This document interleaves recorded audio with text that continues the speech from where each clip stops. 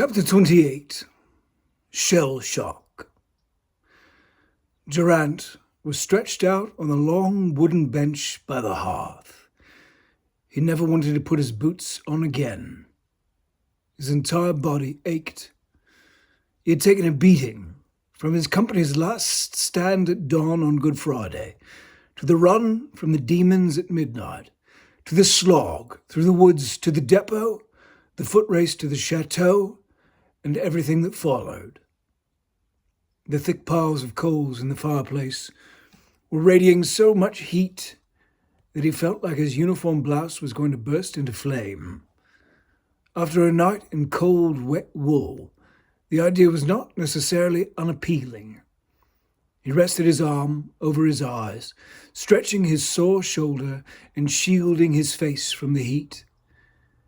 Beneath his eyelids, he gazed into an endless black void with a shifting patchwork of red stars. Sleep started to take him, and it felt like he was suddenly falling face first into infinite space. A burst of vertigo spiked through him. He pulled his arm away, and his eyes flew open. Imagination was a powerful thing. Durant settled his eyelids closed again and aimed for sleep. But his body was not content to go along for the ride. He needed a piss. For a good 10 minutes he lay there, pretending that his bladder would wait. But it would not. He leaned up and found his boots by the fireplace, slipped them on, then stepped quietly over James and Finn. The creak of the door disturbed neither of them from their slumber. Outside, the cold air bit, sucking the warmth out of Durant's clothes. He tucked his hands under his armpits and looked for a place to go. Discreetly tucked away in the woods was a small wooden outhouse, about 30 yards distant. Durant headed for it. The outhouse tickled a memory, but he could not place it, and he found himself stopping halfway there. As he took in the grey wood and the black of the diamond cut-out window in the door, the hairs on his arms and neck stood on end. It was day. It was cold, but the sun was shining down. There was no one out here but him. Fear did not need to reawaken for hours yet. The worst thing that could be in that outhouse was the stench of shit and stale urine. Durant found the nearest tree and relieved his bladder. The stream of piss steamed in the cold. When his bladder finally emptied, the satisfaction was painful. He buttoned up and turned back toward the mill house. He was not alone. Isaiah Taylor smiled. "We was going to say hello, but figure you might end up pissing all over the place if we startled you up too much." Caitlin was blushing. Renoir looked like he was more than half dead. He had one arm draped over Francois's shoulder. Standing proudly in front of them was a big mastiff. She sidled over to the tree Durant had watered and sniffed at it, then marked it as her own. She nuzzled Durant's hand for treats, and to her disappointment, found none. "Think we might take advantage of your fireplace? We all about fit to catch our death of cold. All them new ways we could die seems like the cold would be by far the most boring," said Isaiah. Durant could not contain it. He laughed. "Damn. Yes, get inside. There's food, too." Durant came to them and put his shoulder beneath Renoir's other arm. He and Francois guarded the weak, freezing Belgian to the mill house. Isaiah opened the door, and they helped him in. The mastiff followed, wagging her tail. At the door, Caitlin paused and took one last glance out at the wheat. When she had seen Major Howard's raw remains, dead center in the field, her breath caught in her throat and her hands shook, clutching the shotgun tight. Isaiah glanced back and caught her reaction. They had all witnessed a lot of grotesquerie, particularly in the last days. The wasted German had been killed in spectacular fashion, but it was not worse than anything else they had come across. He wondered why it was striking her so deeply. "You okay, Miss Caitlin?" he had asked. She nodded, and they continued on. When they got to the far side of the field, they found Durant contentedly pissing on the tree. With the fire inside, the mill house waiting for them, the German's remains left her mind for a long minute. Now, gazing back out at the field, his body hidden from view by the golden spring wheat, Caitlin felt a chill that had nothing to do with the temperature. It cascaded down her spine. All she could think about was how far she hoped to be from this spot and that body when the sun set. She stepped in and shut the door firmly behind her. When she turned and saw Finn, her adrenaline spiked. She'd expected that the next time she saw him, he would have a pistol or a blade, and it would be her end. Her recompense for throwing his stolen Mills bombs and pistols onto the shroud in the Abbey's graveyard for Tommy and Kevin to bury, instead of seeing them shipped secretly home to Ireland to be put to use. After the world had begun coming to an end, Finn had slipped out of her mind. And yet here he was, sitting by the fire, wiping sleep out of his eyes, his hair in a state, his smile disarming. Then he saw her, and she could see the shock that run through him. Finn stood. "Jesus, Mary and fucking Joseph. Kate." He crossed the room and wrapped his arms around her. "I figured sure you were dead. Christ." Caitlin was numb. She realized that she was hugging him in return, and she let go. Finn grasped her arms and leaned back. "Lord, you look a sight, girl, in your army boots and trousers. Almost didn't recognize you through the mud and carrying your shotgun there. What's the matter? Monster's been chasing you or something?" Finn laughed. Caitlin nodded her head. "Aye, monsters. And worse." No one heard it at first, perhaps because the rumble in the beast's chest began with such a low tone, but when the mastiff bared her teeth, the growl filled the room. "Fucking hell," said Finn. He unconsciously stepped backward. "Whose fucking dog is this?" The mastiff took another step forward, inserting herself between Caitlin and the others. "It's all right. I think she's just taking a little fancy with me." Caitlin carefully reached out a hand toward the mastiff, who kept her gaze on the others well, nuzzling her head to meet Caitlin's touch. Finn smiled. "Makes sense. A bloody hellhound bitch to protect you from hell. Fight fire with fire, eh?" He held out his blanket to her. "Take it. Get yourself dry and warm while you can." 20 minutes later, Caitlin, Isaiah, Francois, and Renoir were stripped of their muddy misery, huddled in blankets, drowsing by the fire. The mastiff was asleep at Caitlin's feet, breathing in and out contentedly. Durant separated the last bits of bread and salted ham into equal portions and shared it out among them. The mastiff perked up her nose at the smell of the ham and gazed up at Caitlin, drooling.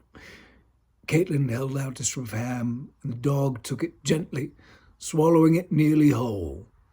When she realized that no more was forthcoming, she let out a gentle huff and laid her head back on the floor. There was a long silence, interrupted only by the crackle of the fresh wood and the sounds of eating. Isaiah looked at the faces of his companions, lit by the unsteady ripple of firelight. He smiled, grim.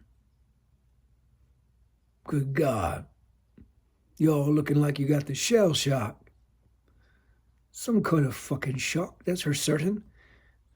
"Hell shock," said Finn.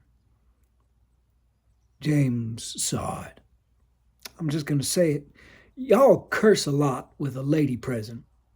Caitlin shook her head. "For fuck's sake, James. If the cursing is what upsets you at this point, then I'm not sure you can be helped. James blushed and looked down at his hands. There was a quiet murmur of laughter from the group. Renoir did not respond. Caitlin sobbed. Alexander, are you all right? You haven't touched your food. He looked over at her and nodded dumbly. You got to get some food in you, she said. He rubbed his eyes and set the plate on the table behind him. He breathed deep and shivered as it exhaled out. When he spoke, it was a quiet rasp. I must sleep. I would eat after. Renoir tried to stand, but his legs were spent. Francois caught hold of him. Careful, Sergeant. We cannot have you falling in the fire. Renoir leaned into him, a half smile, the first time since his rescue, creased his face. We have already fallen in. All that remains now is the burning. No one spoke after that. Francois helped Renoir to the wooden slats of the floor and got him situated. Renoir rolled his back to the fire and tucked into the blanket. By the time Francois returned to his seat at the table, Renoir was snoring gently. Francois and Isaiah finished their meals, then found places near the hearth to rest. They too reached sleep moments after their eyes closed. Durant and James laid back as well. Caitlin handed her last fatty bit of ham to the Mastiff, then lay down beside her. The Mastiff leaned into her and allowed Caitlin to pillow against her. Finn caught her eye. He gave her a nod, inviting her to come and lay beside him. Caitlin turned away. She let herself rest against the warm, musty fur of the Mastiff. She closed her eyes and fell in. Finn was the last one to aim for sleep. He went down angry. Caitlin's rejection stung. The fucking bitch, he thought. Choosing another bitch to lay with instead of me. Fucking typical. He rolled over and shut his eyes. When the dreams got to him, monsters in British uniforms leathered him alive until the only skin left on his body was his head. Then they poured the boiling water on his face and started in on stripping it to the bone too. Durant's eyes shot open. The room was ink black. A handful of orange coals were all that remained of the fire. He sat up in shock. Who closed the storm shutters on the windows? Then he realized they were not closed. They were wide open. Night had come. The shock of it spurred Durant to his feet. He ran to the front door. From the porch, he saw that there were still streaks of reflected light in the west, where the sun had disappeared, but from the east, nothing but the pitch black of night. The ranks of wheat spread out before him, silent and still. Then the wheat moved, and as if they were sprouting up, misbegotten, born from the soil itself, the field began to fill with figures, rising from the ground until the entire field was populated with dead men and women. As one, they began walking through the wheat toward Durant. He stood there, frozen, rooted to the spot in the portal as the monsters came. The first man reached the porch. All those behind him stopped. Matthew Durant walked up the steps and stood before him. I know. It's like looking in a mirror, isn't it, brother? Matthew reached out and took his shoulders, smiling. He began to shake him gently. Durant's eyes flew open and the cold daylight from the windows poured in, shoving the nightmare into the dark recesses of his brain. Isaiah was kneeling beside him, gently shaking his shoulder. Damn, Lieutenant, you were sleeping the sleep of the dead. Durant sat up. He rubbed his eyes. What time is it? James cracked open his brother's pocket watch. 12:30, sir. We'll let you sleep on. Isaiah said. We're all feeling a little attached to living through another day, or at the very least not getting lynched up, burnt alive, or cut to little bitty pieces. So we figure the road is calling. Durant nodded. Yeah. Let's get going. They packed the bit of gear they had and the blankets they had found in the mill house. They took quick stock of their weaponry. As well armed as they had been when they left the depot, they had now achieved the opposite. They had the shotgun and 13 shells of double-aught buckshot. They had the Mauser C96 machine pistol that Durant had taken from Captain Becker, and 8 rounds of 9mm ammunition. From there, things went downhill precipitously. Francois had his cutlass, Finbar had his big, dull meat cleaver, Isaiah had the bayonet, and a well-used German cavalry sword that he'd found with the remains of Major Hauer in the wheat field. Caitlin blanched when she saw the Red Maiden's sword. She knew it was only an inert piece of steel that carried no living malice along with it. But she also knew that it had nearly been the end of her last night.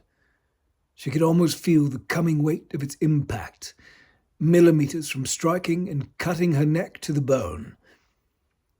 It's just a fucking piece of metal. Just a fucking piece of metal, she muttered quietly to herself.